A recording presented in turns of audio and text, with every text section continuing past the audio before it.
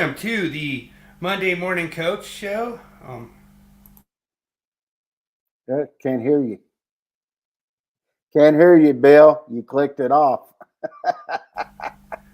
All right, fellas, what's up? Welcome to the Monday Morning Coach Show. I'm your host, Willie Snyder, joined by my awesome co-host, Mr. King James Stallcup. King James is going to be covering the college segments. I'm going to be covering the pro. And Broncos got a win, baby. It looks like the Cowboys squeaked one out. So we both got a W this week. Neither of them are real pretty, but whoever had Dallas's field goal kicker in fantasy freaking killed it. He actually missed a field goal. Can you believe it? It's like 50-something. But God, he's like almost Aubrey, man. He's a hell of a field goal kicker. But they were talking about it, and he missed. He goes, "Oh, they actually can miss. He's not superhuman." Yeah. Uh-oh. What do we got? Dun, dun.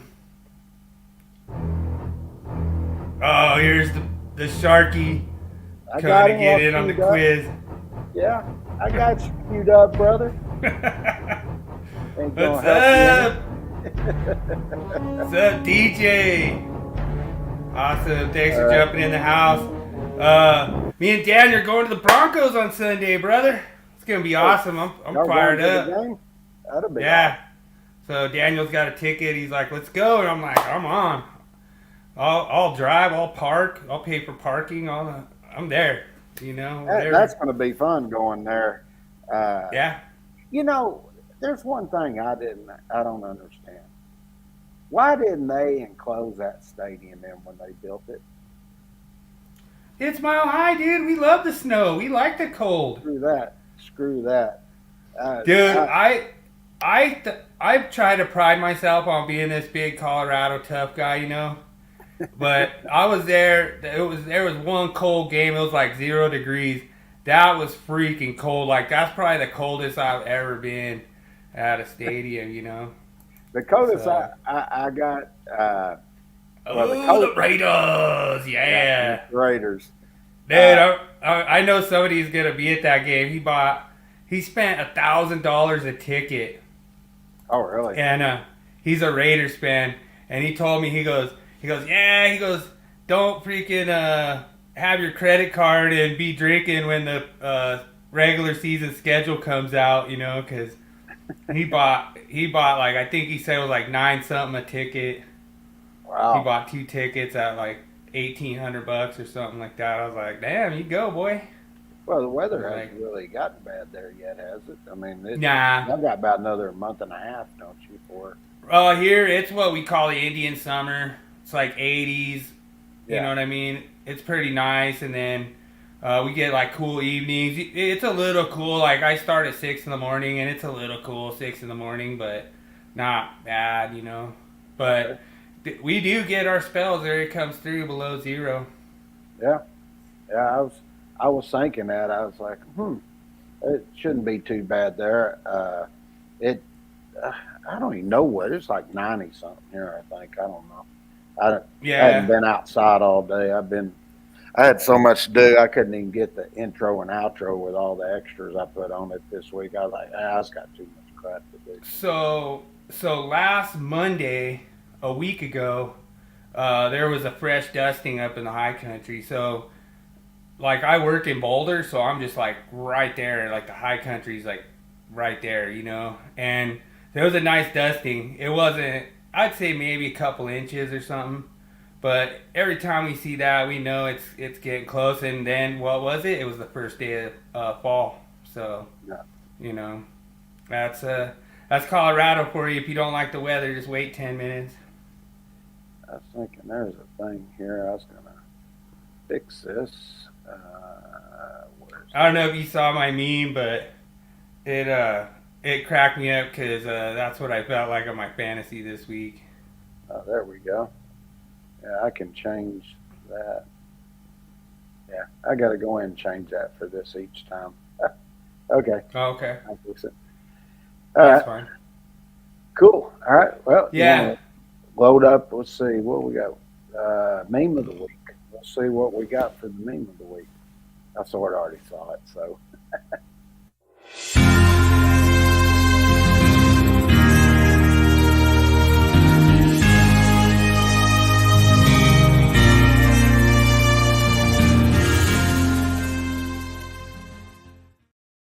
Dude, they both, Josh Allen and Rodgers, both suck this week in fantasy.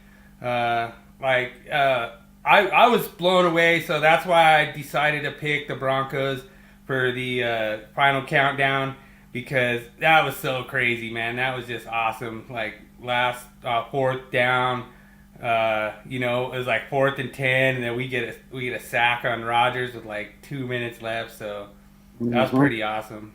But we got her done. Bo Nix got his first touchdown pass of the season. So yeah, I saw that. Yeah, and it was the Sutton. I had Sutton, so I was happy about that. No pick Nix this week, huh? Yeah, we laid off that nickname a little bit this week. Well, college football this week was freaking awesome. I'm ready to jump into this. Y'all are gonna, man, it was freaking awesome. I'm anxious to see the CU because that was a good game. Well, I didn't cover that, but I know they whooped UCF pretty damn good. So oh yeah, that wasn't one of my games of the week, and I'm waiting. They just came out with the rankings and everything, so I'll decide what I'm going to do for college games of the week next week because there's some movements up and down. So. Okay. Let's cue it up. Gotcha.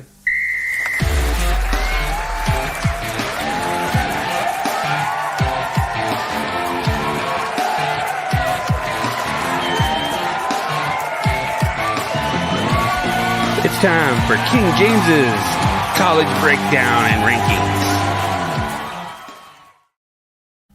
All right. Now, I did go 3 for 3 on all those picks as I did pick Alabama, but there were some other games that happened this week, and I was thinking about there's a great song for it. Hello, darkness, my old friend, because it got it's great. So let's go ahead and let's look at the top 25, and we're going to talk about it. And I have this friend when we go at the pool hall. Her name's Christy. She's coming up there wearing all her Ole Miss, saying Texas ain't nothing, all that. Well, I can't wait to see her tomorrow. So it's going to be freaking awesome. Dude, you've had a lot of those this year, man. You're lucky, man. You had the old Michigan one. You had the Ole Miss one. I picked Michigan. I didn't pick on the Ole Miss game, but that Kentucky tore them up. And you'll notice here that last week we had Alabama an 84%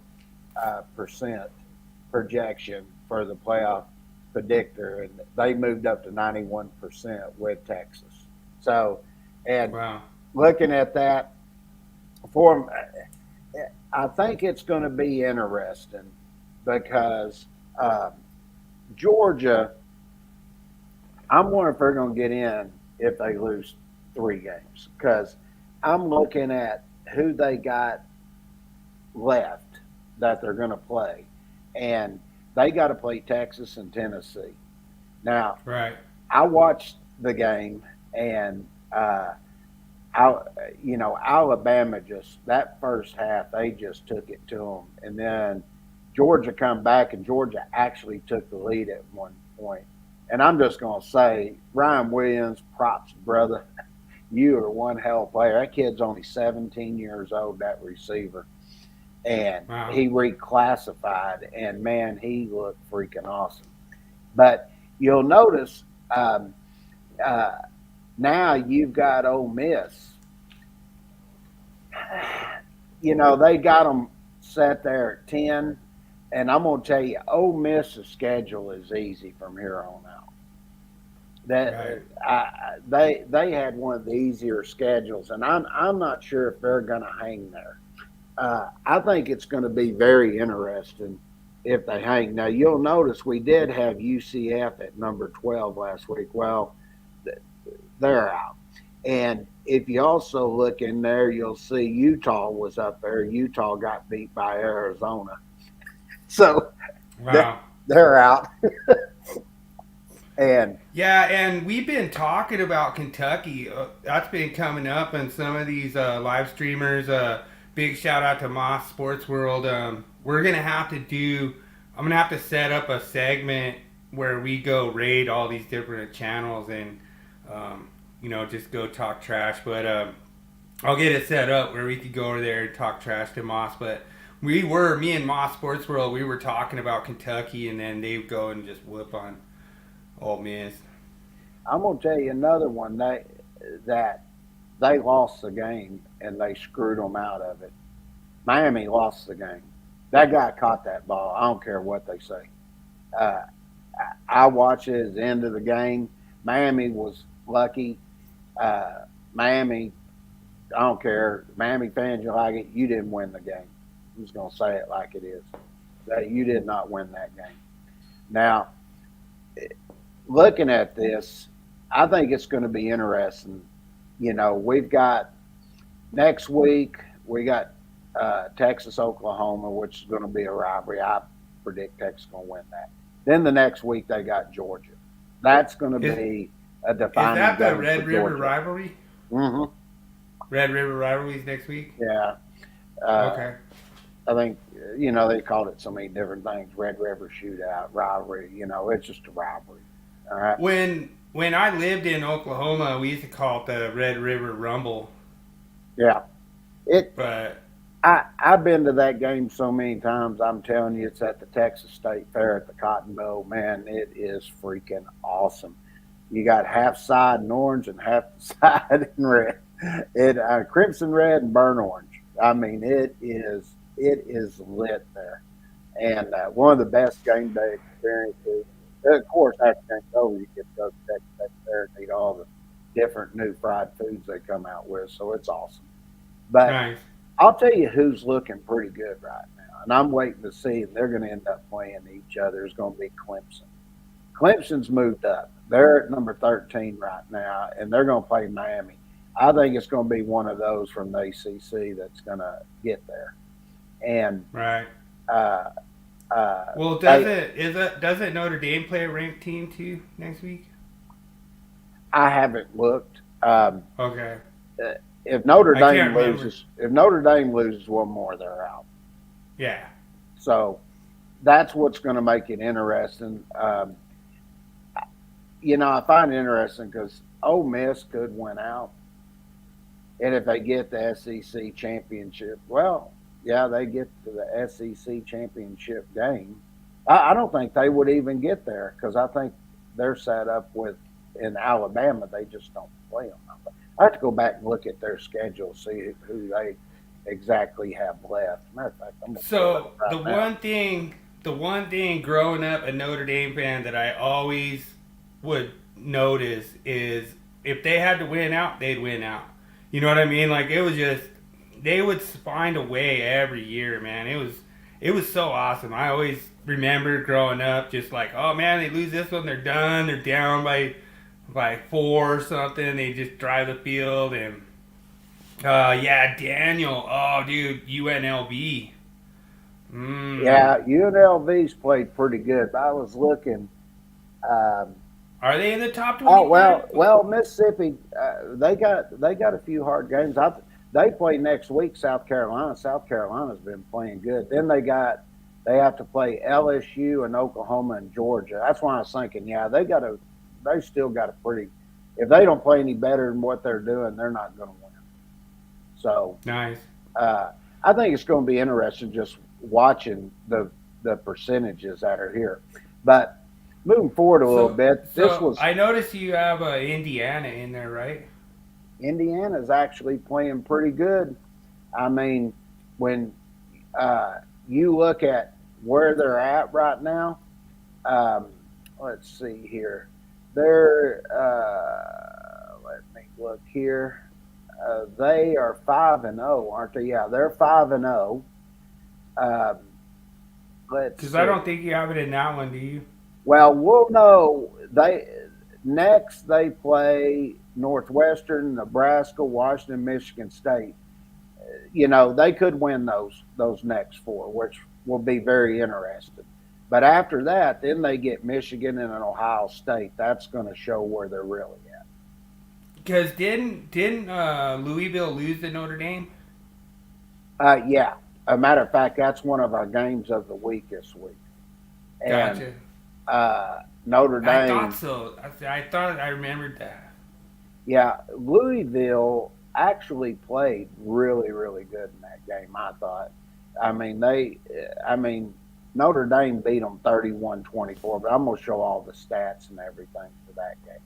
So I actually watched that game. Louisville's got a pretty good team, but they really needed that win. I mean, they really needed it, but Right. that's okay. So this was last week where we were set up for the top 25. Let me move this off of there. So we were in week 5, and you'll start to see a little bit different in this coming week. Georgia, all they did, they dropped down to number 5 in both the AP and the coaches poll. Okay, so this will give you a look at some of them that were there, and you're going to start to see some shuffling going on here. Matter of fact, you're going to see Michigan has moved up to a top 10 team now. So Right. I think that's going to make it very, very interesting because when you look here in the AP poll, I saw, Texas got jumped by Alabama, but Texas went up a spot in the coaches poll to number 1. So Yeah, and Oregon's still hanging tough too. Because remember we were talking about Oregon kind of had a little bit of a slow start this season.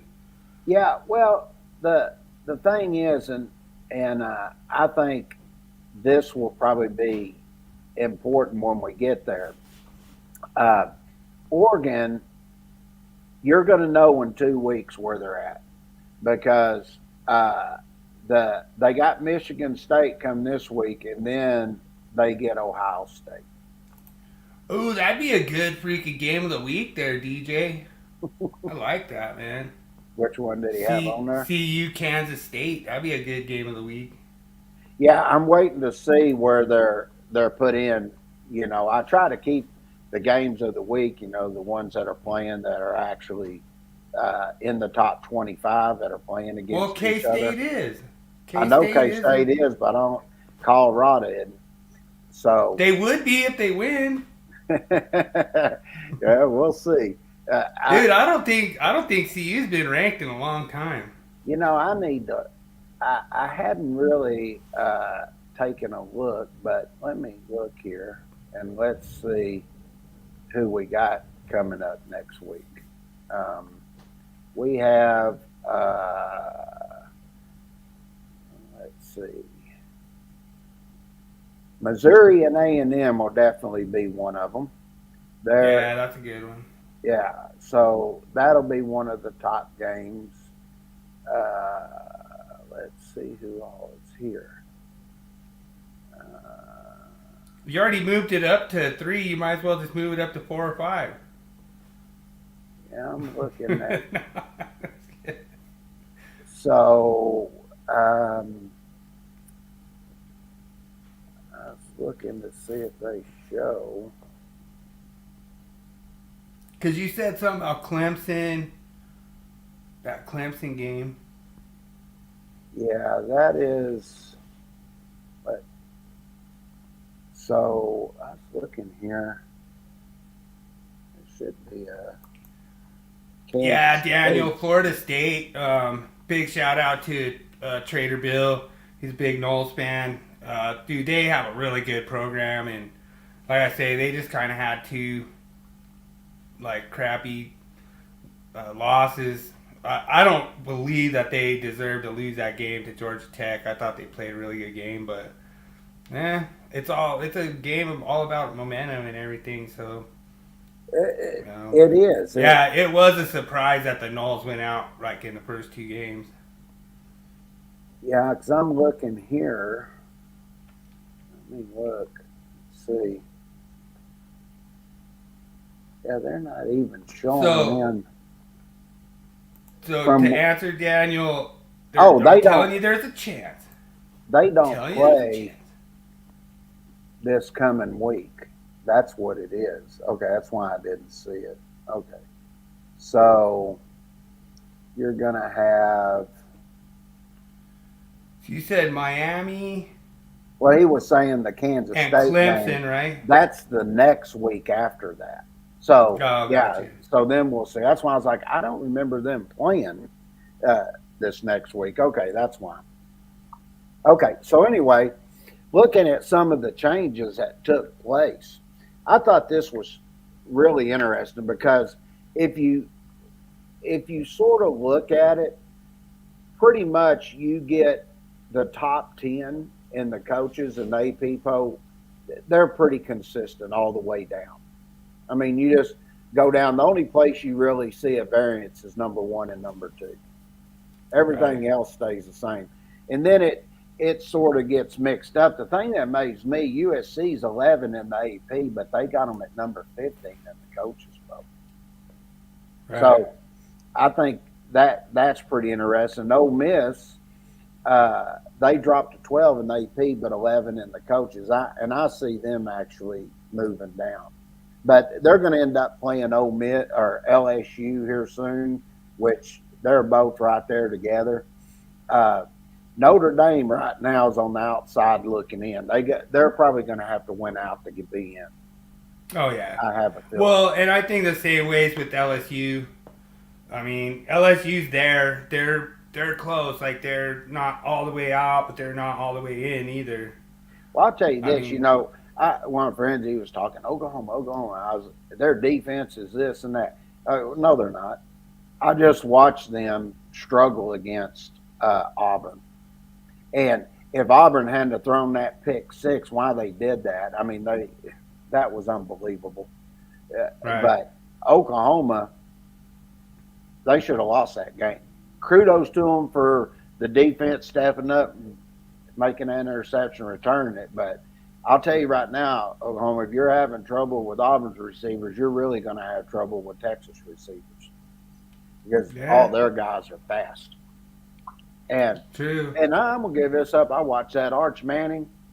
Man, I don't think I've ever seen a freshman quarterback that throws as many deep balls as he throws. I mean, it's amazing. I mean, it's nothing to see him throwing it 20, 30, 40, 50 yards down the field. I mean, that that guy's been coached well by his family. I'm telling you, God Almighty, he's Well, I could not imagine the amount of stories that he's heard around the table about like Omaha, Omaha, Omaha. Because I tell you what, every time Peyton Manning used to do that stuff, they didn't know what to do. They didn't know what was coming. Oh yeah. I mean, he would just call that Omaha, and like they were just like, oh, is it 3 Omahas? Is it like they? I'm sure that they've taught him a lot of different things because, like, if you could view the defense, like, you could pick them apart with your arm. Sure. And one of the things I like to look at is I like to look at records, and I'll tell you, Indiana and Brigham Young doing pretty good. Oh, They're yeah. both 5-0. Brigham Young. I'll tell you another team nobody was expecting that's 4-0. Iowa State. Yeah. I mean True. that is interesting. Yeah. But if you look at the top 10 teams, only 2 of them have losses, and that's Georgia and Michigan. And those 2 losses they had were to the number 1 and number 2 team. The thing that always amazed me about BYU was just their execution. Like, the way they execute will just beat you hands down. Like when you watch their routes, like their precision, like, I mean, they even fool the cameraman sometimes on who has the ball, And that's the way you want to execute as like an offense, and then even as like a defense. Like their defense is so aggressive. Like their blitz scheme, like that blew me away just watching some of their blitz schemes. Like they're doing like some linebacker blitzes, and like when you don't know where those blitzes are coming from, they could just hit that hole, and They could even audible blitz too, which I saw him doing a little bit of. That really impressed me too. That's the first time I've seen some of this in all my years I've been watching football. And like I say, the Broncos did it against the Jets, and they sacked Rodgers on 4th down, and that was so cool, man. That was incredible. That was incredible defensive call. So, Well, I'll tell you another. I listen to these sports guys. Their shows when I'm cruising around doing whatever. They're saying, "Oh, Texas didn't look good." Blah blah blah. I'm like, they had 2 fumbles. They got called for a lot of penalties. I think Texas just overlooking them, and I say still won by 22 points. And I said there was 3 touchdowns they should have had. One of their receivers, he dropped a touchdown back behind him. I mean, right in his freaking hand. I couldn't believe he dropped it. And I was sitting there watching. I was like, not at one time did anybody feel that game was in jeopardy. But it's a knee-jerk reaction. Oh well, they didn't play, and just beat them by 100 points. Therefore we're going to penalize them, and I just don't see that. And my thing is, and I'm waiting to see how they do it. But what if Georgia plays Texas? Texas beats them by double-digit scores. You gonna move Texas up above Alabama then? Yeah. That's what I'm waiting to see, how they're going to do all that.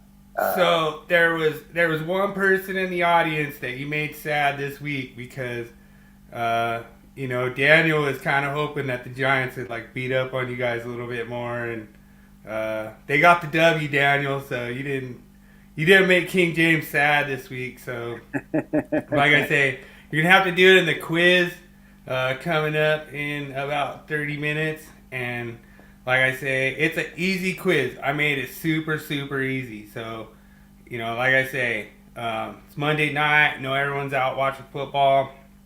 I'm not even going to look at my fantasy until I get a chance, but I'm crossing my fingers that I go 2-2 this week on fantasy. So we'll see. Well, and I'll make a comment he made about UNLV. They did that with their backup quarterback. Their other quarterback, apparently, from what I understand from watching some other things, he was promised $100,000 to come there, and he, I talked weren't you about talking about this? Yeah, I thought you talked about it from Holy Cross, and he didn't play in the game, and they put the other guy in. They still won. UNLV's doing good, and of course, their coach. Where did he come from? We forgot to give him hook 'em horns. Hook 'em horns out there. Hook 'em horns from the Mile High City. I forgot to hook 'em horns. Hey, you're still number 1 in my eyes, man. So, all right. It's all good. Well, let's look at the games that took place this week. All right. Now, when you look at this, you would think Georgia. Now, if I'd have told you before the game that Georgia had 439 yards passing and 80 yards rushing, that's over 500 yards. What would you have thought? You'd have thought Georgia won the game. Oh, yeah. And statistically, that's a win. I'm going to tell you, Milroy played good. Jalen Milroy, he's a Texas boy. He played pretty good, but if you look at the time of possession, when they started throwing all them balls, you're thinking, oh man, look at all them yards. But then you go and you look at the interceptions thrown. He had 3 interceptions, and those 3 interceptions just killed him. And Carson Beck, he threw the ball 50 times. You think about that and you think, wow, man, 439 yards, but he only completed 27 of them. That means he had 23 incompletions. And he did have 3 TDs, but those 3 interceptions, I'm telling you, cost you. And Trevor Etienne, the running back's supposed to be so good. They just shut him down. But the real star of the game, if you look at Jalen Milroy, he was 27 of 33. That means only 4 incompletions for 374 yards. The only bad thing he had was the 1 interceptions, but he also averaged 7.3 yards a carry. He had 117 yards rushing and 2 TDs. Right. And then the other one that was a star, look at that, 17-year-old number 2, Ryan Williams. He had 6 catches for 177 yards for a 29.5 average. That's sick. I mean, Wow. Yeah, dude. and then when you get in, here's the fumbles lost here, and you And look you're at saying he was on Georgia,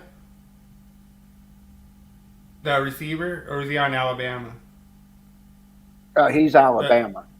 okay, I Ryan got you. Williams with Alabama, and it's I interesting. forgot. I forgot. I have to give a roll tide for Mike Kozlov out there. So, roll tide, Mike. Well, see, Ryan Williams, he reclassified. He was actually supposed to graduate this year, but he reclassified to last year, and he played with the quarterback KJ Lacey.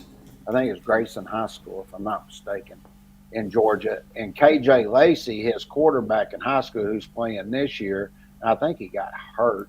But anyway, he's going to Texas. So, they're sort of friends. But if you look, there was also one more fumble that was lost. They actually had 3 fumbles and recovered one or covered 2 of them and lost one of them. Georgia did. So Georgia had 4 turnovers during the game. And you have 4 turnovers in a game, you're probably going to have a hard game.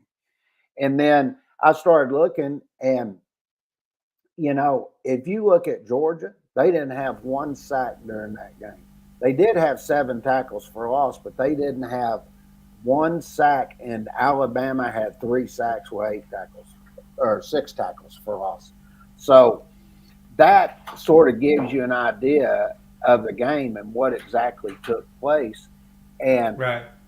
uh, it really sort of gives an outlook to what took place during the game. All right. And then you Right. had your special teams and everything here. I will say that the punter for Georgia, Brett Thompson, he had a 56-yard boomer on one of them. So, Nice. but you look at the punting team was pretty good. You know, the kicking, there's one field goal attempted by Alabama. They made it. And if you look at the punt returns, there were no punt returns. There was one big kick return that uh, Georgia needed right at that point, and they did end up getting, some decent field position. But other than that, special teams didn't do anything special. The only thing that you look up there is looking at the interceptions and seeing that Alabama had 3 of them and Georgia had 1. So there were 4 turnovers to 1, and that was basically a defining portion of a game, in my opinion, and especially in the first half. But when Georgia took the lead, Milroy aired it out, and that's when uh, Ryan Williams made that spectacular catch and spun and everything and took it to the house. I mean, that was freaking awesome. Nice. All right. Yeah, And it brings me back, like, just going back to, like, the special teams thing. I really love it when you see that special teams, like, make a difference in the game, because that shows you that both sides of that ball is so equal. mm-hmm. You know, that both offenses are pretty strong, both defenses are pretty strong. You just need that special teams to kind of bring that team over the hump. So, That's why I like showing these stats in it, yeah. because it gives you a good idea of Yeah, what you could actually really took see place. that there. The special teams played a role. And I'll say this, I didn't expect Georgia to come back. And they come back and had a chance there. And at the end, they threw it at the end zone. The Alabama guy made a hell of an interception on on him down in the corner there.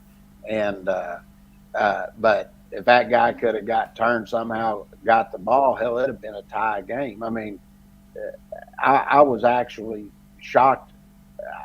I don't even know what the hell happened to Georgia in the first half. It's just like they were deers with the headlights hitting them. I mean, and Alabama was pumped up during the game. So, Right. but the second game of the week was Penn State and Illinois, and when you look at it, I did see a little bit of this game. I think I turned it on early, and I was actually impressed because just the execution on offense is pretty good to start this game. yeah, well, the what turned the game really was Illinois. They had an interception and a fumble. So Right. and Penn State didn't. And when you're playing a tight game like that, that's all you need. Sometimes that'll change the game. Um, Right. Penn State did outplay them. They had 374 yards of total offense, where Illinois only had 219. Penn State's got a pretty good team, but we're going to find out how good they are when they start playing some of these powerhouses. Um, Right. when you go in and you take a look, the Illinois quarterback actually, in my opinion, he outplayed, in my opinion, the Penn State quarterback. But where Penn State is tough is running the ball, and that's where you see the difference. Is 239 yards rushing. They averaged 5.4. They almost had two running backs with 100-yard games. Dude, that's tough to win against that. I mean, and that says something to the offensive line too, that they're playing their schemes, running their pulls and everything, and opening up those holes for those running backs, and then that'll just get your secondary tired, and you shouldn't be always like relying on the linebackers and the secondary to try to stop that because. That that is true. And if you look, this is what hurt Illinois more than anything. I was going back and forth watching different games and stuff, but Penn State had 7 sacks and Wow. 13 tackles for loss. That's stout defense right there. Yeah, it is. That is stout. And Illinois only had 2 sacks and 3 tackles for loss. So you can sort of see they were running the ball. That's why the sacks and the tackles for loss wasn't really there. That tells me the offensive line was getting pushed if they only had 3 tackles for loss. Yeah, and like the Broncos won a Super Bowl on that exact thing. We're gonna sack you. We're gonna stop your offense, and if you can't stop our offense, we're gonna win the game. Sure. And you look at this. This will get you. There were no punt returns for either team. That gives Wow. you an idea. Uh, Yeah. uh, and as you go through and you just sort of look at it, all of it's pretty even right there. So that's telling me there that it was a Penn State defense that did it for them, and the rushing attack by Penn State, that's what closed the game for True. them. Okay, and then 100%. um, get over here to the next slide. Then we had, as our last game, we had the Louisville Cardinals and Notre Dame. And when you come in and you look at this, Notre Dame was actually outgained this whole thing. Oh yeah. So Yeah, there was points in it that I was not happy with Notre Dame's performance. Seemed like they let them back into the game a lot of times. Like I think they had a pretty good lead at a certain point, and Louisville came down and scored, and I think they scored 10 unanswered if I remember right. mhm. And I was like, "What are you guys doing?" Well, the thing that amazed me, and this is a stat I always look at, is third down conversion. Notre Dame was 2 of 10. Wow. That's 20%. and Yeah. and Louisville was 7-17. So Yeah, that's decent. now Notre Dame did get 2 or 3 fourth down conversions. In Louisville, this is where they hurt themselves. They went for it 5 times and got it 1 time. Yep. And a lot of people, that's why I say, that's why it's good to look at these stats. But both of them were careless with the football. Louisville had 3 turnovers and Notre Dame had 2. That one turnover could be the difference in what helped Notre Dame get the game. True. And 100%. then you look at it, the quarterback, Tyler Shaw, he was 24-41. He threw 3 TDs. That's pretty good. He had 1 interception. And if you really go through and you're looking at the stats right here, it looks like Louisville won the game. But you start getting into the turnovers and stuff that can hurt a drive and all that, you can see where the problem is. Now, I think this is interesting right here because if you notice, Louisville only had 1 sack and 5 tackles for loss, where Notre Dame had 3 sacks and 7 tackles for loss. Yeah, and the one thing that I want to add to that too is a lot of that kind of changes the momentum. Mm-hmm. And then not only that, the one thing I noticed by watching that game, that it looked like Notre Dame capitalized on the turnovers. Oh yeah. And it didn't seem like Louisville was able. And this was kind of early. I think Louisville did capitalize on a couple turnovers, like kind of later in the game. And I think that's how they kind of came back in, crawled back in. But that's going to be hard, like, because that momentum's already swung against you that whole time. So sure. That's a good stat that you show that, because I think one of those fumbles or one of those turnovers was in one of those pressure sack situations. Sure. And when you look at the other here, all this special teams pretty much the same. The only thing I could see here that was probably not as great, maybe the punting. But one thing that I will point out, both of the punters, Louisville had 3 attempts and 2 of them were inside the 20, and Notre Dame had 4 and they put 3 of them inside the 20. Right. So special teams, everything looks like everybody played good, but it just goes to show just a few little things here and there can change a game. And I thought it was great. But, I sort of wish I could have kept up on some of the others, Utah, hello, darkness, my old friend. Yeah, Arizona whooped y'all's rear end. And then Kentucky winning. I'll tell you what, that was an emotional game that was being played there.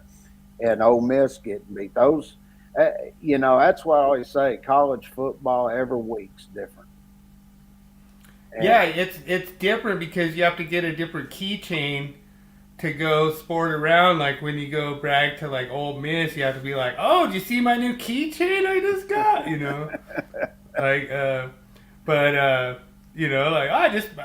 Have you ever been to Kentucky? Kentucky's real great place. You got a real nice keychain from them. But it's pretty awesome. We have a lot of fun doing this. I always have been grown up my whole life with trash talk with my brothers in college and everything. And so it's a lot of fun to do that. Yeah.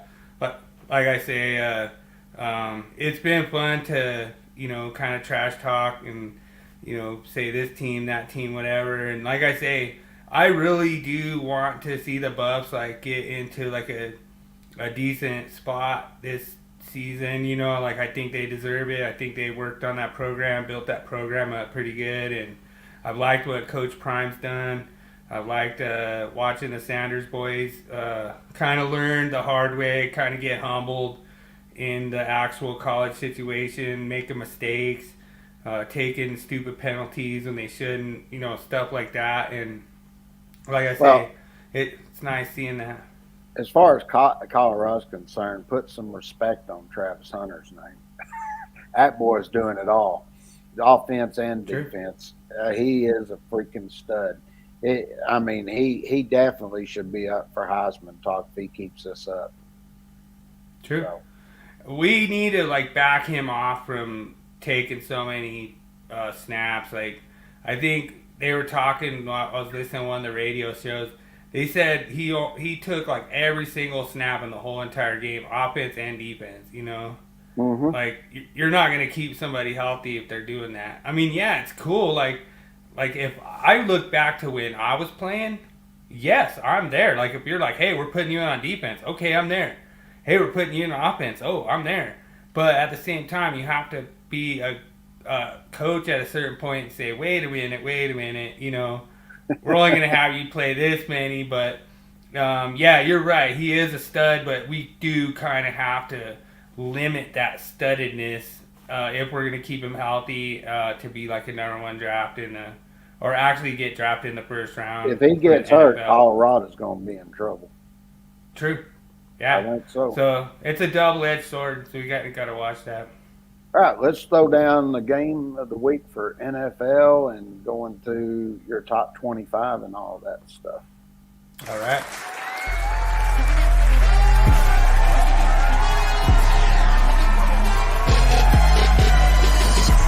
Now it's time for Willie's NFL Breakdown, Power Rankings, and Fantasy. All right, so we had a really good week in the NFL, except for my fantasy. Down by 4 right now, and I'm only projected. I only have a 13% projection to win, so that's rough.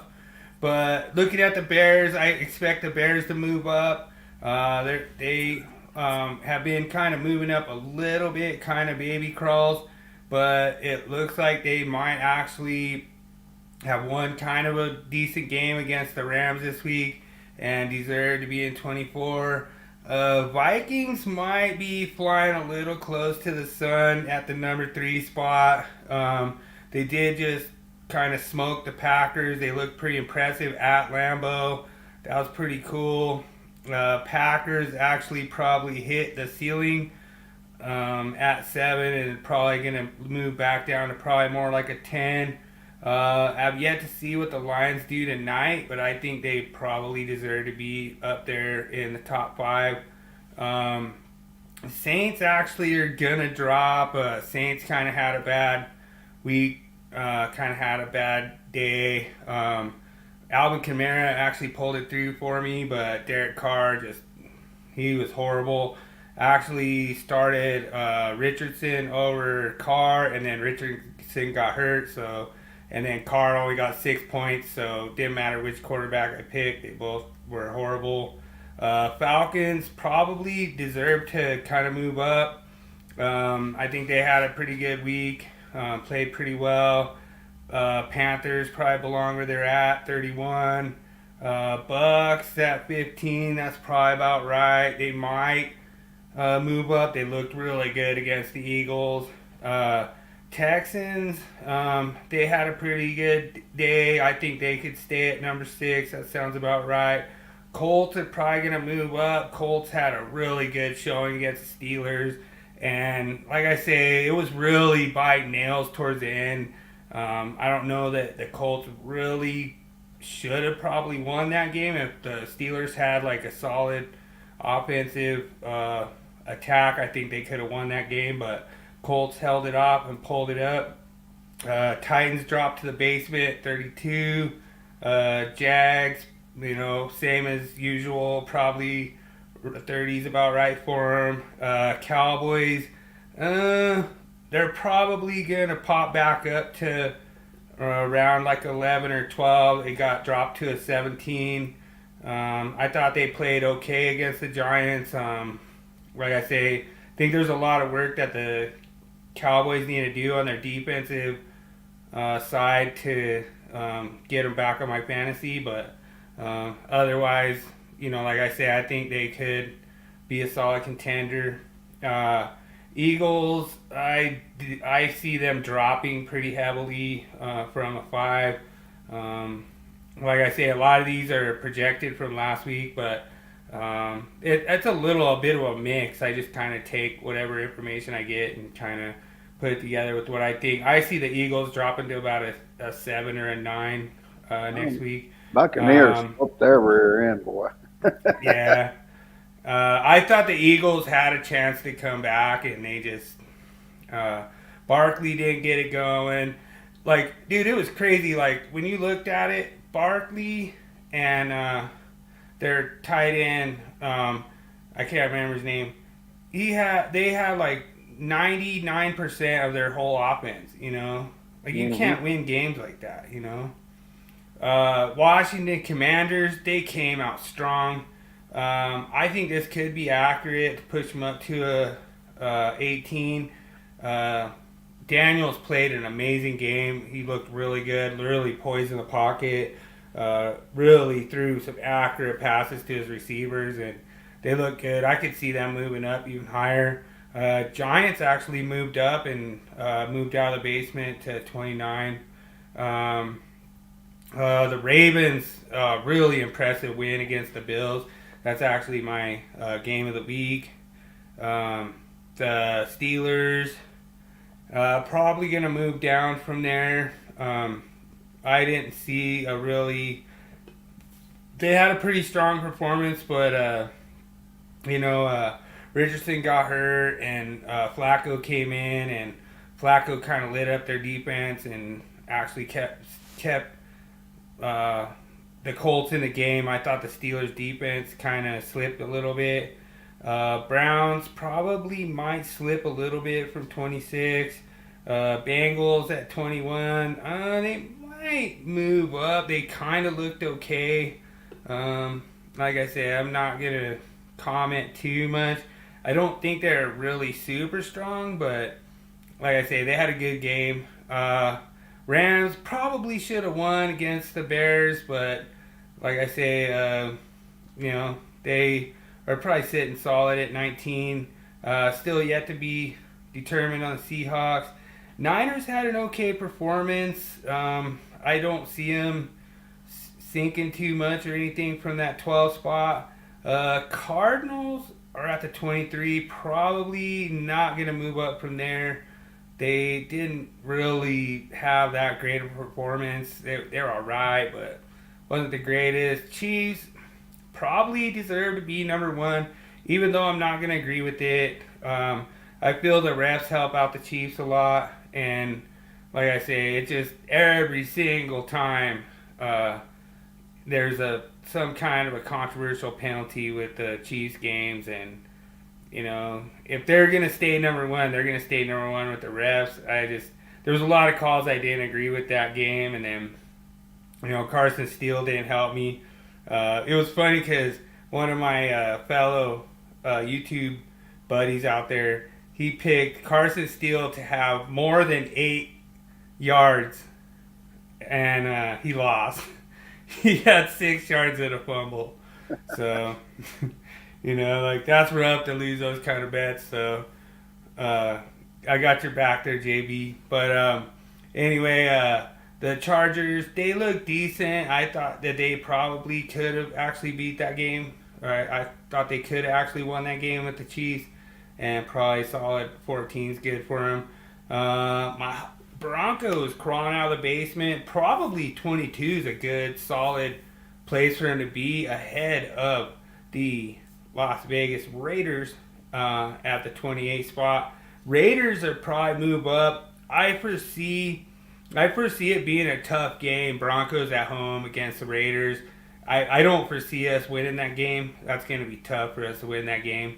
But like I say, I think there could be a little bit of a swap if the Raiders win that game here in Mile High. I could see them taking the 22 spot. Broncos going back to 28. Patriots probably deserve to go a little bit higher than 31, but that's where they're at this week. Dolphins 25. So yet to be seen where they end up after Monday night. They might end up coming higher. Bills at the number 2. That's gonna definitely drop. Bills had a horrible performance against the Ravens. That was horrible. I mean, to give up an 82-yard run on the first play from scrimmage, that's not going to bode well. My fantasy got crushed on that one. I had a guy that didn't even start a receiver. He had 0 points on a receiver because he was hurt, and he still might win tonight. So that's how it shows you how good the Ravens played against the Bills. And I had the Bills defense, too. The Bills defense got crushed, too. So that was rough. But then we have the Jets at number 13. I think they're going to drop a little bit. They'll probably be top 20 still, but like I say, all these rankings are subject to change. I just kind of do them to kind of track where they're at now, where I kind of project them, and then where I project them kind of going. And like I say, I might be right or wrong either way, but I'm just doing it as kind of like a, kind of like a guideline. And hopefully I start getting a little bit more accurate as the season goes on. Oh, of course, it changes every year. I mean, yeah, they get new people in and everything, and you just don't know who they're going to have there and everything each week. I'd say college, NFL, it doesn't matter. It changes week to week. So, nice. And here's your game of the week. All right. So it was the Baltimore Ravens versus the Buffalo Bills, and like I say, the Bills came out some pretty good drive right away, moved the ball down the field, looked pretty good. I believe they punched it in for a touchdown on their first drive. I'm not sure. I can't remember exactly because I was doing so much stuff when they were playing. But then all I know is that the Ravens get the ball first play from scrimmage. They have Henry crack a 82-yard touchdown to the house. And like it was crazy because I'm just sitting there watching the fantasy points just go like a slot machine. I'm like, Jesus, what just happened? I think one league he had 22 points with that one play. Yeah, well, you look at Henry, he had 199 yards rushing. Yeah. With that one he broke for 87. He had a hell of a day. Yeah. And so that was that's going to kind of boost him in fantasy. I want to give kind of a little heads up to people that are not fantasy experts. Don't take those numbers and think, cool, let's go get Henry and trade everything. You have to really be careful. It's kind of a balancing act because, Henry might have 26 yards next week, So you kind of have to balance that if you want to win those fantasy games. Like I say, the Ravens in general, they had a great, all-around thing. The only problem is they didn't throw to Zay Flowers, and that's my guy. He's their number one receiver. They didn't throw to him, so that kind of hurt me in fantasy. I think Zay Flowers only had like 20 yards or something like that. 10. I can't see the graphic that he had 10 yards. Oh, yeah, 10 yards, yeah. Like one catch or 3 targets or something. But, like I say, when you look at the overall offense of the Ravens, you can actually win championships the way they played. They were attacking. The Bills' defense is not stopping them. The Bills' offense was not effective. I think that the Ravens kind of knew the Bills' game with Josh Allen and his little scramble thing, and I think they did a good job containing him and getting pressure and making him throw the ball, because if you make a team one-dimensional, then that's gonna help your odds. So I also credit the Ravens defense, the way they shut him down. They had a good job of the way that they contained Josh Allen, the way they stopped him from running. There was times where he thought he was gonna run, and he just nope, he just went down, And so that kind of stuff, when your defense is doing that kind of, making that kind of psychological effect on the quarterback. Like, you're going to win some games. And I really thought that Baltimore looked like they were hitting on all their cylinders. The Bills are heavily favored in this matchup. And they looked like they shouldn't have been, but I just give props to the Ravens, the way they just took it right to them. Like, they just went right to the throat from the first snap, and like I say, it was kind of like, oh yeah, that's true too. Daniel, Jordan Mason, he's actually done pretty good too. So there's some news on McCaffrey. I guess he went to like a specialist in Europe to figure out what he had, like some kind of ankle injury or some kind of injury. They like to try not to tell you about all what their injuries are, but because other team will target him. But he went to Europe to have some kind of specialist, and come to find out, if you go get put on the injury reserve, you have to be there for a certain amount of time now. It's new NFL rules, so you can't just like go to Europe and be like, hey, I'll be back on Sunday, because they're like, nope, you gotta be out 2 more weeks. So I think that's what we're seeing from Isaiah Pacheco. Somebody said it's even 4 weeks, which I don't know exactly, but they've set some kind of rule. If you get put on injury reserve, you have to be gone for a certain amount of weeks. So even if it's just a minor injury. So I think a lot of teams are shying away from putting their players on injury reserve, but we'll see how that plays out. That's just what I've heard from, some of the, different things roaming around. I could be wrong. I probably need to do more research on why McCaffrey's actually still out, but I'm pretty sure he's going to be back. But we had a lot of fun with the fantasy in the Chatter League, and looks like Cameron's competitive team gets back to 2-2. Paul's perfect team stays a solid 4-0. Rising Rhinos at 4-0. Goose Sports stays at 4-0.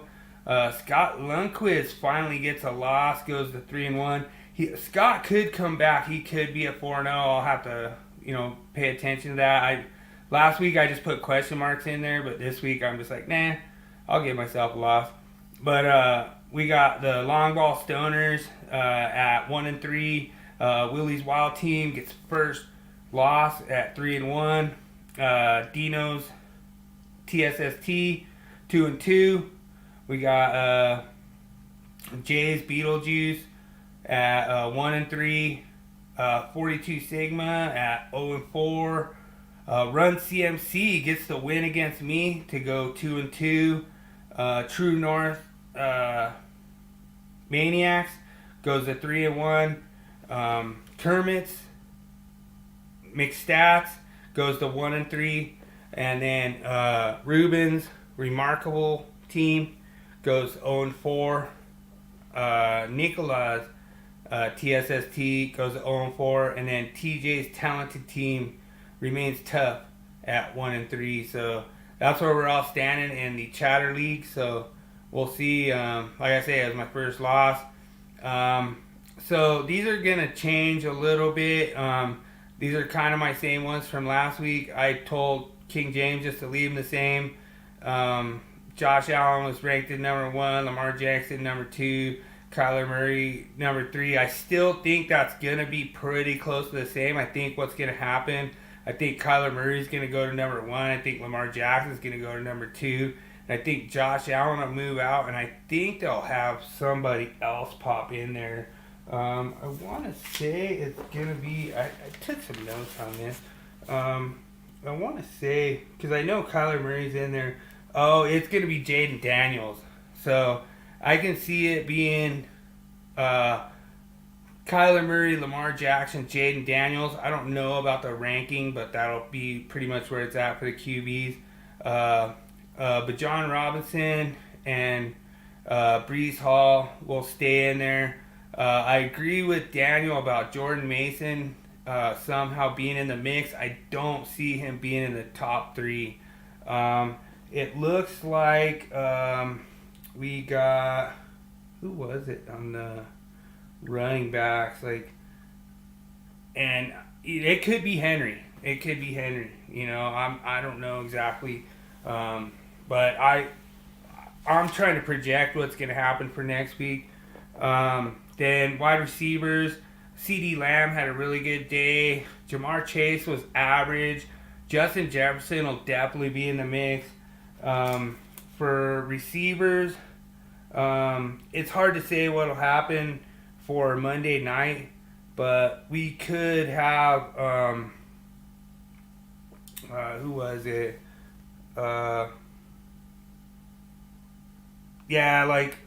There's going to be some new people in. I took some notes on who we're going to have, but, the tight ends, when you look at it, Trey McBride's probably going to get kicked out of there. Brock Bowers probably going to get kicked out of there. Travis Kelce will be in.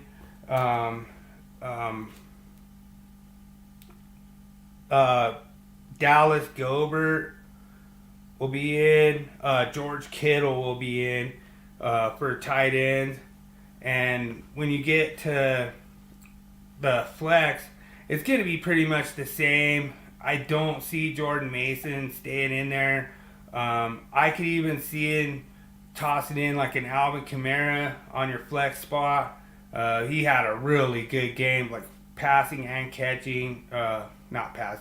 Running and catching the ball. So he had I think he had a rush touchdown, he had a lot of rushing yards. He had a lot of passing, catching yards. That's where you're going to get those points on your flex spot. Then we had our top 3 fantasy kickers, and this blew me away. I couldn't believe it. So for wide receivers, we got Nico Collins, C.D. Lamb, and Justin Jefferson. And then for kickers, we had Young Ho Koo, we had Harrison Bucker, and we had Evan McPherson. And probably the Dallas kicker too, but I didn't really look to see what his stats was. I think he got 11, but somehow Young Ho Koo got 20 points fantasy. I don't know how you do that as a kicker, but he did really good. I think it was because they ran back like an extra point or something. I don't know, but it was weird. And then for defense, last week we had the Browns, but this week we're going San Fran, Raiders, and Dolphins. So we'll see if it holds up. I could see holding on to San Fran as your defense. Jets didn't really have a good day. Browns didn't really have a good day on defense, but the San Francisco 49ers had a really good day.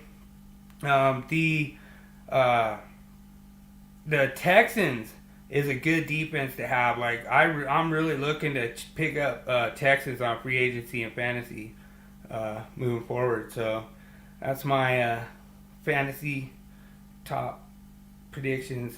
So then, you just had, but anyway, what's your thoughts, James? What did you think? Did you get to see? Am I off? Did you see anything where I'm off? Am I missing? Am I off not on really. that? Or? No, I think we need about 2-3 more weeks is getting you about halfway through the season. You'll start really seeing the fantasy and all of that. Right. I think you have games here and there where fantasy really works in your favor. On some players have just a good game, but how consistent is it? It's I think Brandon Aubrey, I think he had 2 field goals and 2 extra points. He had 8 points on his own. And right.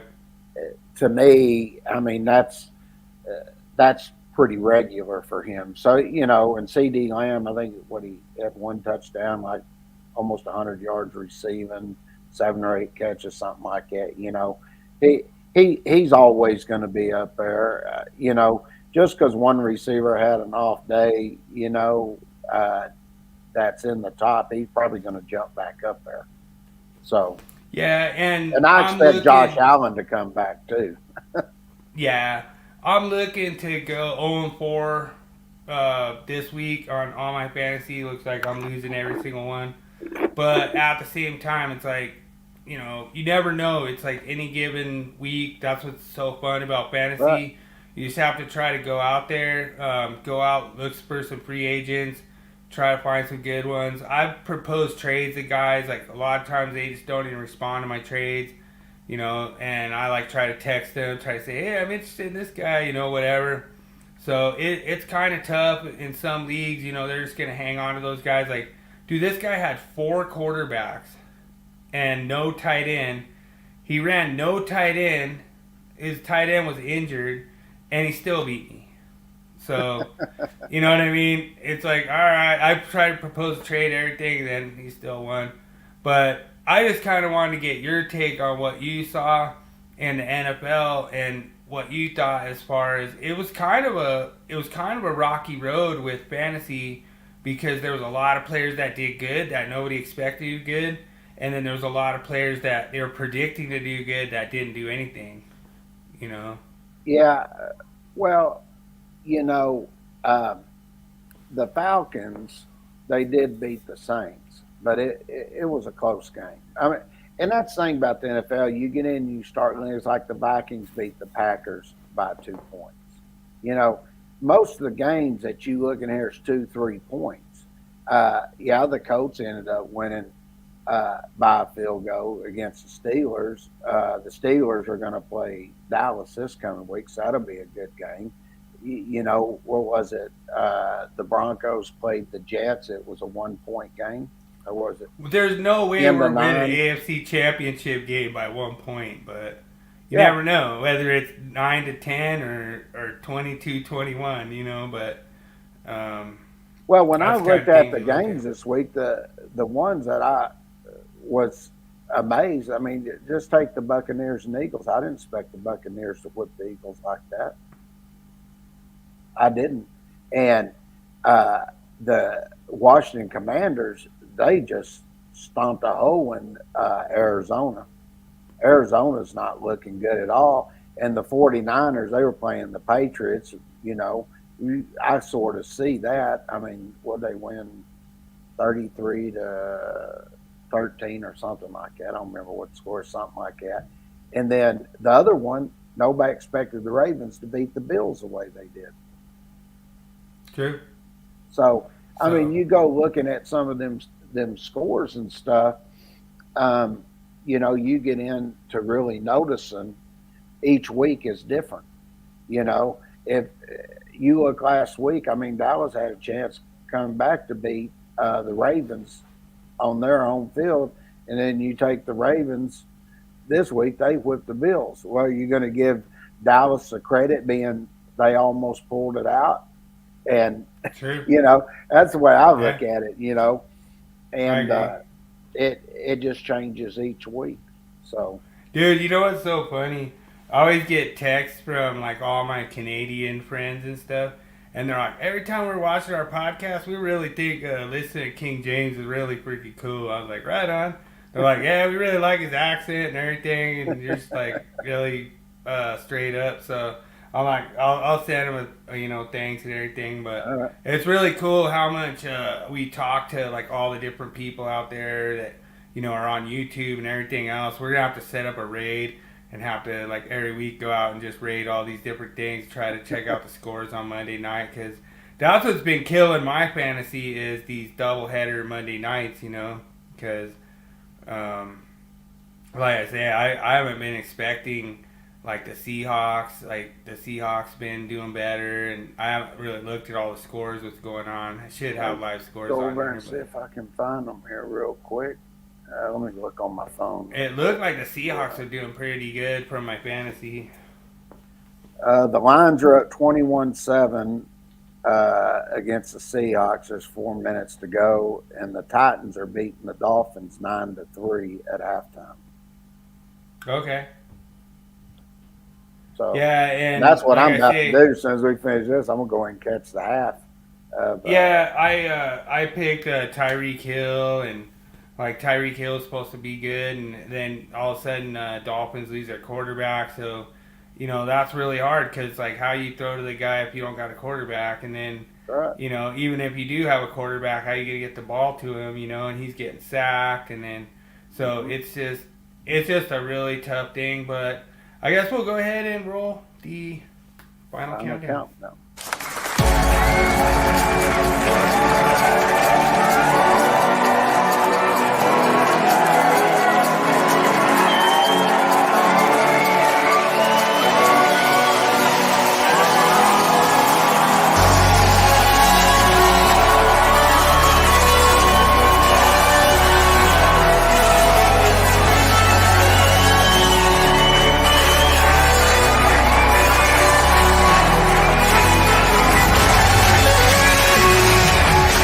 Time for the final countdown of the week.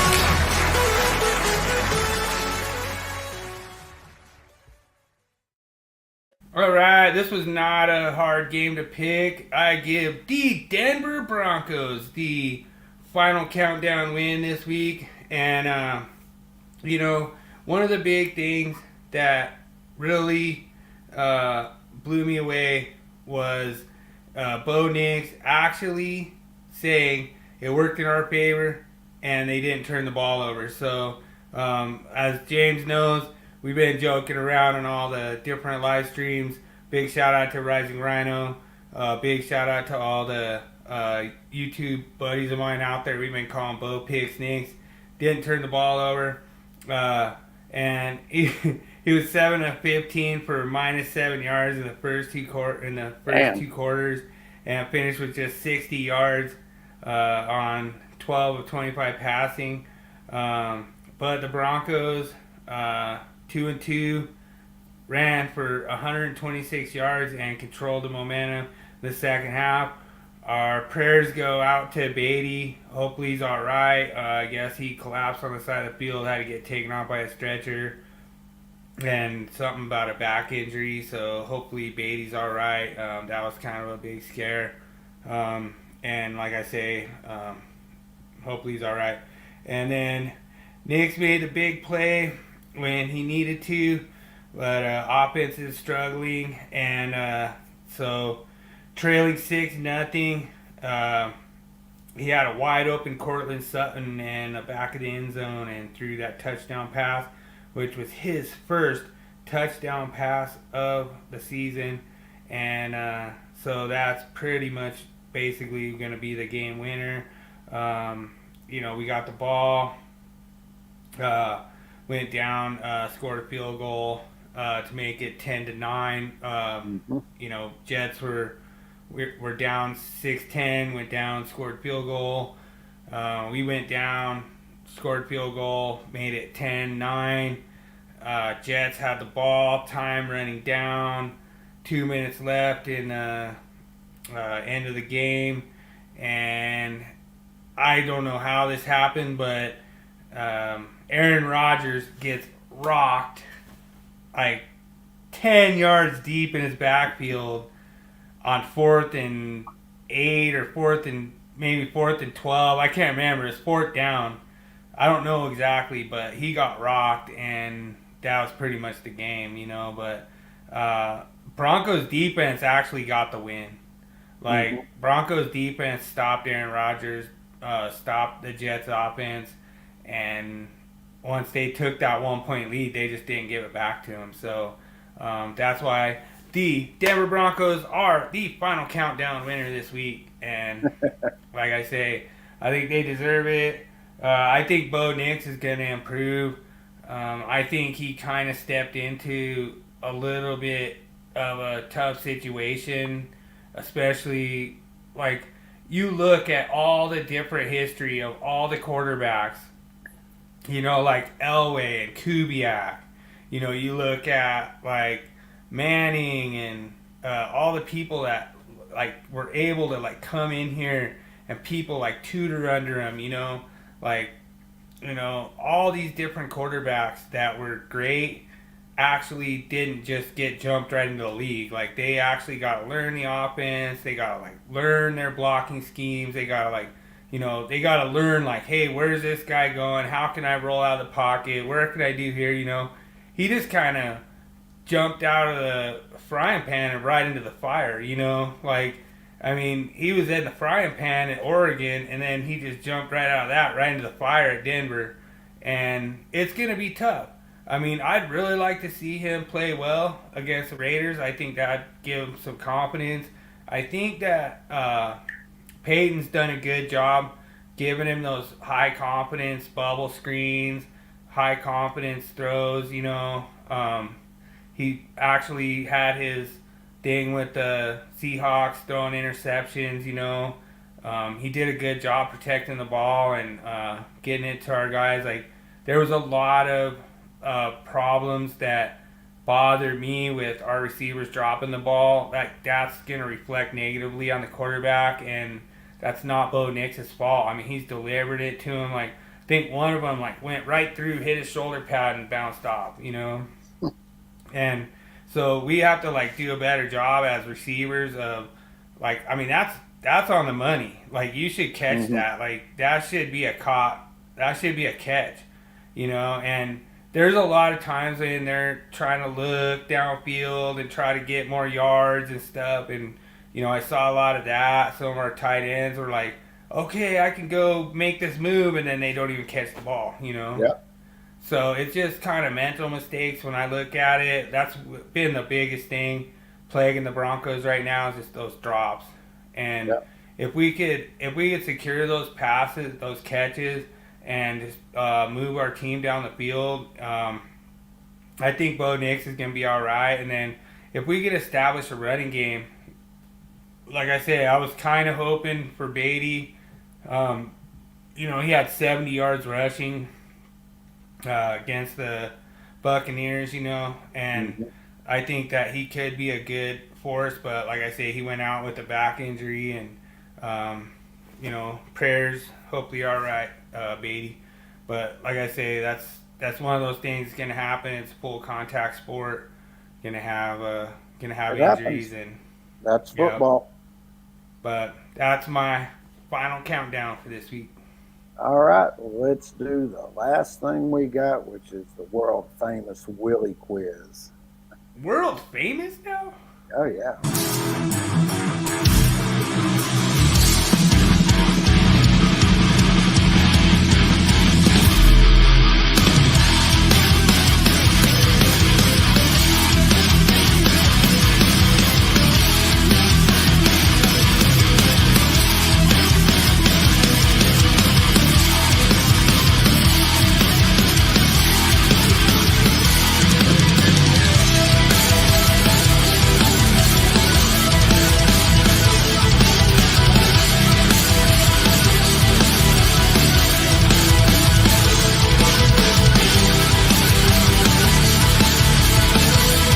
You are now entering the zone of the Willie Quiz. Enter at your own risk.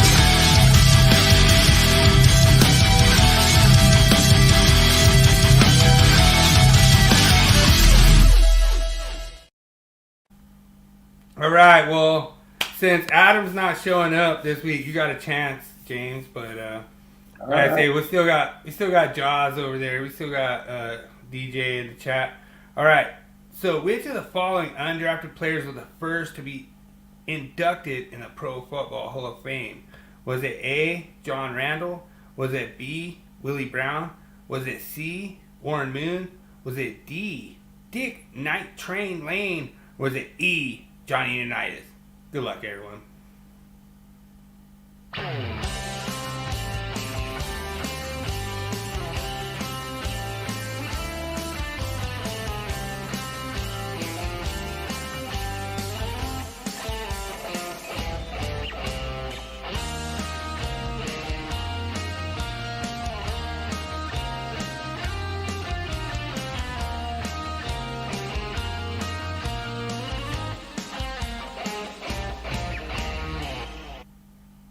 Well, this is an interesting one because it's undrafted. I thought Johnny Unitas was drafted.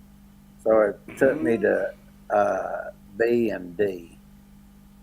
So John Randall and Warren Moonraker, and I think Willie Brown was after Dick Knightley. Ooh, Yeah, DJ's going Dick Night Train Lane. He's thinking like I am. I was between B and D, and I think Night Train Lane was before Willie Brown. So, yeah, I think it's D.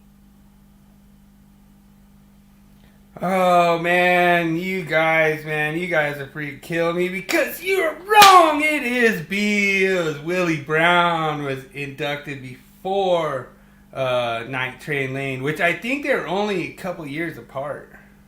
Yeah, I was sitting there trying to think between them two. Yeah, so, but I got you both on that one. That's all right. All right. So the undrafted wide receiver ranks second all time in receiving yards. Was introduced to Hall of Fame in 2018. Who is he? Isaac Bruce, Terrell Owens, Randy Moss, Rod Smith, or Chris Carter? Good luck, everyone.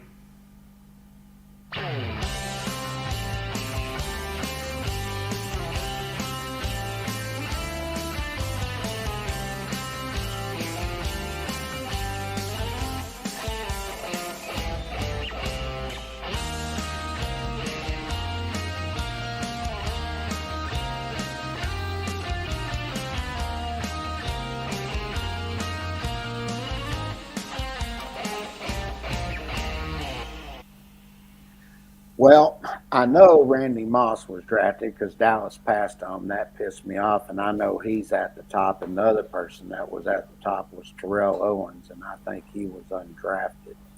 So I'll go with B. Terrell Owens was undrafted. Yeah, it'll be B because they were. Yeah, he's thinking like me. I think it's Terrell Owens.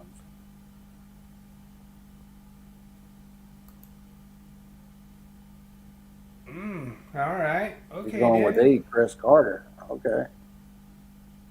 Oh, Chris Carter. All right. Well, since Daniel changed his answer, King James, is there like a second answer you'd want to pick there? No, I think Terrell Owens at the top of receiving yards. I didn't know he was second. I thought he was like 3 or 4. Well, the actual answer is D, Rod Smith. Well, the Denver Broncos is second overall, undrafted. Really? With receiving yards. So I got you both. And Daniel even changed his answer. So even your second answer was wrong, Daniel. But so much fun. All right. Which undrafted quarterback went on to win Super Bowl MVP and is now in the Hall of Fame? Was it A, Kurt Warner? Was it B, Tony Romo? Was it C, Jake Delhomme? Was it D, Jeff Garcia? Or was it E, Doug Williams? Good luck, everyone.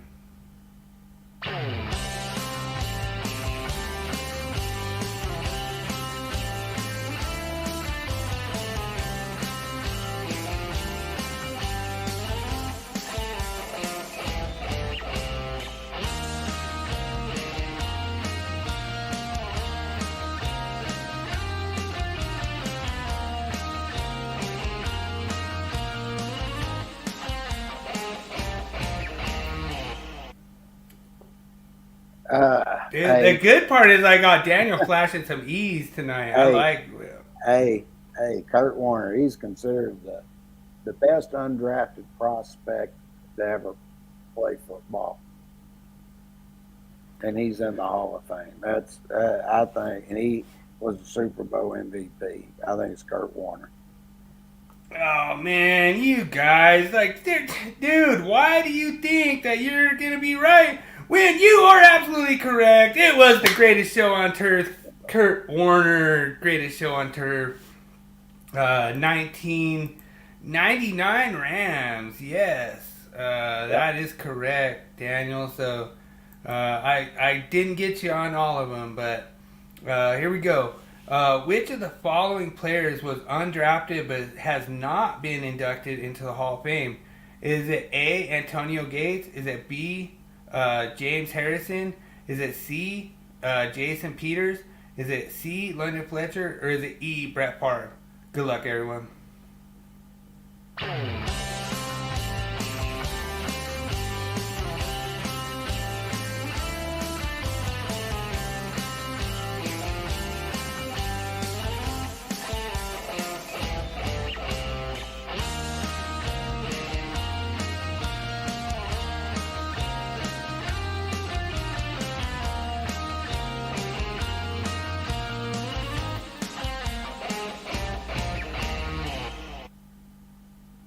Well, I was thinking about this as the music's going, and I think here in 2025, I think Antonio Gates is supposed to be up for induction in 2025. Is he undrafted, though? I thought he was undrafted. I thought Antonio Daniel's going Gates, James Harrison. Antonio James Gates, Harrison. he was the one that was a basketball player, right? And yeah, he might have been. Yeah, he ended up because he was not tall enough or the right for setup for basketball. So, and then I think he went into football and he was undrafted because he didn't even put his name in the draft. I think it's Antonio Gates. I'm gonna go with A. Could be. And Antonio Gates was the tight end, right? He played tight end. Yeah.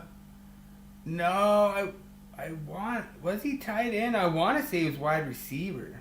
I thought he was like wide receiver for the Steelers. Like a flex. I just know he was NBA. And I think I saw somewhere today about the draft class coming in that they're looking at induction in 2025. I thought his name was on there. So it could be. I'm going with Antonio Gates. All right, Daniel. If James gets this one, he's going to take the win. But he doesn't. The answer is D. London Fletcher is the only player in that list that was actually undrafted. And I guess they might have. This could be like an old question. I'm honestly, like, maybe Antonio Gates just got added recently, but what I looked at, Antonio Gates wasn't in there. So it was London Fletcher and somebody else that was getting in there. I didn't see Antonio Gates, but I'll look. James is gonna throw the challenge flag on this because he got a win stolen by Daniel, but. I'm gonna have to do some research and look into this one and see if Antonio Gates was in the mix on this as undrafted. I saw that. I don't think he was undrafted though. Maybe. I don't know. I honestly, the only one that I saw, because I researched all my questions to try to make sure that I'm not gonna get challenge flagged by King James when he loses, and. Then I go look. One. So. Dude, I've been getting better, dude. We'll check. You can check it and let us know next week. That's fine. I'm stumping. I will. All right. This undrafted player holds the record for most career sacks by a defensive tackle and was inducted into the Hall of Fame in 2010. Who is he? A. Michael Strahan. B. John Randall. C. Warren Sapp. D. Bryant Young. Or E. Lawrence Taylor. Good luck, everyone.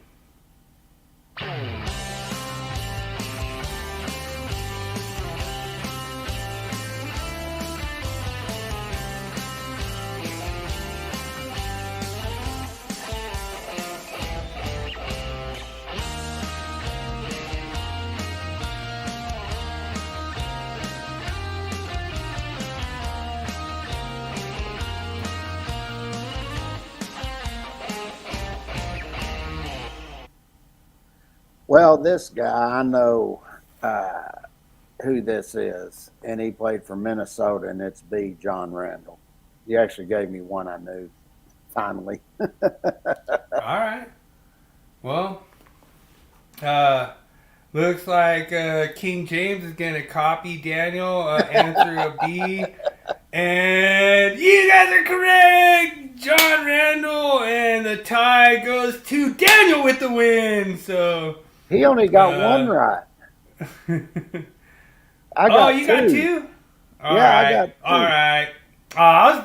I was trying to cheat and give Daniel the win. All right, so King James gets the win, as he always does, but at least it's not 5 for 5, so that's all I care about. No, it's so much fun, like messing around and just joking with them.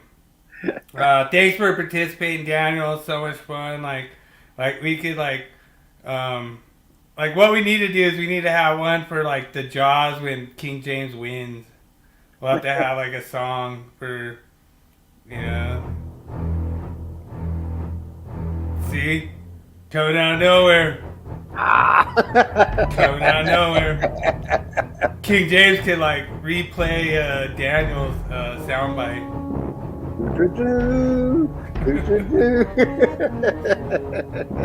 He'll like play the whole soundbite when he wins. How about that? No, but no, it's so fun.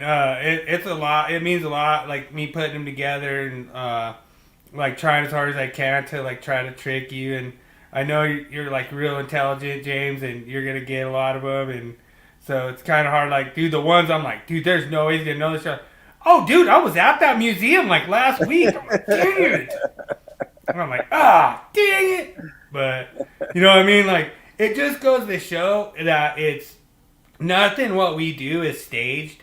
Like, we don't talk to each other about what we're doing. Like I just do whatever I want, and then you just like cover however you want, you know. Right. And it's like kind of fun, like especially when we do the high voltage live show, because like I have a myth that's coming out that you have no idea about what it is. I never know till like a day before, you know. Yeah. I'll see it. I'm like, okay, then I'll start. But you're gonna like this one because it's gonna stir up a lot of feelings, a lot of controversy, you know. Like, people are going to be like, what? No, you're wrong, you know? And so that's what's so cool is I really like getting your take because I'm like, all right, let's ask the inspector, you know?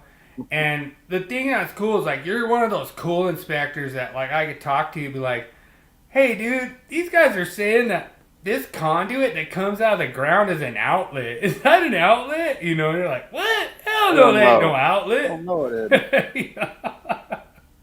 All right, let's go watch some football. I got tacos waiting in there, and I'm gonna watch some football and have some salsa and chips. I'm gonna go have a good time.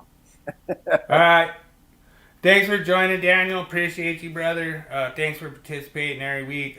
Really appreciate it. It means a lot. And all I gotta say, James, is you got close to getting beat this week, but you can tell I'm up in my game. I'm getting a little better writing them. So, like I say, you gotta bring your A game every week, and it means a lot that everyone joins in. Thanks a lot, Daniel. Thanks a lot, Rising Rhino, Team SOS, Cesar Blanco, Cameron, like all the people that joins our channel and hangs out with us to do the Willie quiz and hang out on Thursdays.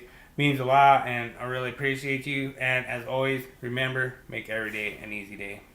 Amen. Everybody enjoy the games tonight, and some of y'all will see Thursday. My high salute.